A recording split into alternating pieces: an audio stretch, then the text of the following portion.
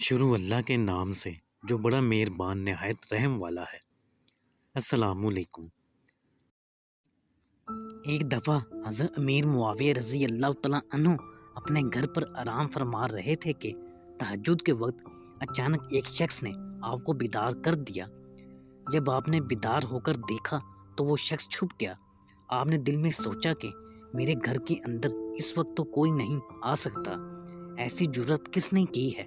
پھر آپ نے دیکھا کہ ایک شخص دروازے کی آڑ میں اپنا منہ چھپائے ہوئے کھڑا ہے۔ آپ نے دریافت کیا کہ تو کون ہے؟ اس نے جواب دیا کہ میرا نام ابلیس شکی ہے۔ آپ نے فرمایا اے ابلیس، تو نے مجھے کیوں بیدار کیا ہے؟ سچ سچ بتا، کیا وجہ ہے؟ اس نے کہا چونکہ نماز کا وقت ختم ہونے کے قریب تھا اس لیے جگایا، لہٰذا آپ کو مسجد کی طرف چل دوڑنا چاہیے۔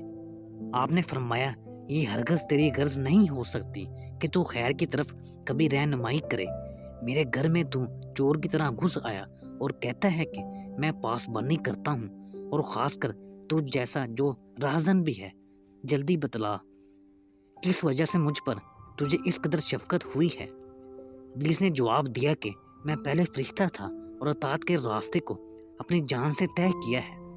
پہلا پیشہ دل سے کہیں بالکل نکل سکتا ہے اور پہلی محبت بھلا دل سے زائل ہو سکتی ہے۔ میں نیکوں کو راستہ نیکی کا دکھاتا ہوں اور بروں کو برے راستے کی پیشوائی کرتا ہوں۔ اگر آپ کو دین کے لیے میں نے بیدار کر دیا تو کوئی بات نہیں، یہی ہماری اصل فطرت کا تقاضا ہے۔ حضرت امیر معاویہ رضی اللہ تعالیٰ عنہ نے فرمایا اے راہزن، مجھ سے بحث مت کر، تجھے میرے اندر گمراہ کرنے کا راستہ نہ مل سکے گا۔ میرے اندر گمراہی کا راستہ مت ڈھونڈ، سچ سچ بتا کہ تو نے مجھے نماز کے لیے کیوں بیدار کیا؟ تیرا کام تو گمراہ کرنا ہے، اس خیر کی دعوت میں کیا راز چھپا ہے؟ جلدی جلدی بتا۔ اب مجبور ہو کر اصل راز بتلاتے ہوئے ابلیس نے کہا حضور، بات یہ ہے کہ اگر آپ کی نماز فوت ہو جاتی تو آپ اللہ تعالیٰ کی جناب میں درد دل سے آؤ فغا کرتے۔ آپ کے اس افسوس اور ندامت عاجزی کے ساتھ رونے سے آپ کو اللہ تعالیٰ کا وہ قرب حاصل ہوتا جو 200 رکعت نفل سے بھی حاصل نہ ہوتا، جس سے آپ کا درجہ بہت بلند ہو جاتا اور میں حسد سے جل کر خاک ہوتا۔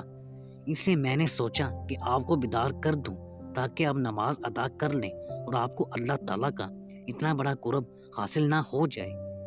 میں نے اسی خوف سے آپ کو بیدار کر دیا تاکہ آپ کی درد دل سے نکلی آؤ فغا کی وجہ سے حسد کے مارے جل نہ جاؤں۔ میں انسان سے حسد کرتا ہوں، میں نے اسی وجہ سے ایسا کیا ہے چونکہ میں انسان کا دشمن ہوں۔ میرا کام حسد اور کینہ ہے، چنانچہ میں نے دشمنی کی وجہ سے یہ کیا ہے۔ حضرت امیر معاویہ رضی اللہ تعالیٰ عنہ نے فرمایا کہ اب تو نے سچی بات کہی ہے، اور حسد و دشمنی جو کچھ تو نے کی ہے تو اسی کے لائق ہے، اور تیرا یہی اصل کام ہے۔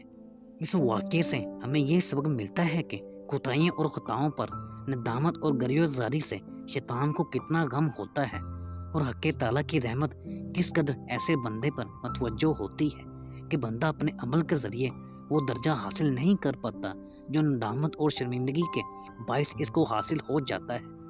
حق تعالیٰ ہم سب کو توفیق عطا فرمائیں کہ ندامت کے ساتھ حق تعالیٰ کے حضور میں گریہ زاری کیا کریں۔ اس واقعے سے ہمیں یہ بھی سبق ملتا ہے کہ کوتاہیوں اور غلطیوں پر شرمندگی سے جب قرب الہی کا یہ حال ہے، اگر بندہ اپنے اعمال اور عبادت کی انجام دہی میں بھی شرمندگی وار بندگی کے آنسو شامل کر لے، جیسا کہ اللہ والوں کی شان ہوتی ہے کہ عمل کے بعد بھی اتراتے نہیں ہیں بلکہ پہلے سے زیادہ عاجزی و انکساری کا اظہار کرتے ہیں، تو پھر جو درجات اور اللہ تعالیٰ کا بے حد و حساب قرب حاصل ہوگا، اس کا کیا ٹھکانہ ہوگا۔ آج کی ویڈیو یہیں تک تھی۔ ناظرین، اسی امید کے ساتھ ہم آپ سے اجازت چاہیں گے کہ آپ کو ہماری آج کی ویڈیو پسند آئی ہوگی۔ ملتے ہیں بہت جلد ایک نئی معلوماتی ویڈیو کے ساتھ، تو دیکھتے رہیں اسلامک ڈائری۔ اللہ آپ کا حامی و ناصر۔